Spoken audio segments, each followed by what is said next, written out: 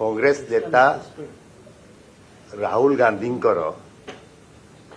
जो वाक्य सब से कहती डरो मत से अनुप्राणित ही कांग्रेस दलर भितरे जो कार्यक्रम चली जहाद्वारा दल सारा भारत वर्ष रे धीरे धीरे दुर्बल हो जाउछि एवं ओडिशा रे मध्य 6 गोटी निर्वाचन रे पराजय वरण करछि तारी उपरे मु मैडम सोनिया जी को एक पत्र लिखि एथिरे जहा कड़ुआ सच थिला ता जणैथिली एवं सबु सीडब्ल्यूसी मेंबर को मध्य देइथिली।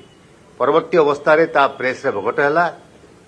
मु धन्यवाद जणैबी समस्त इलेक्ट्रोनिक्स मीडिया प्रेस मीडिया केवल ओडिशा नुह जातीय गणमाध्यम को मध्य ए पत्र को गुरुतर सह नहीं समस्त या उपर आलोचना कले दीर्घ सप्ताह धरी।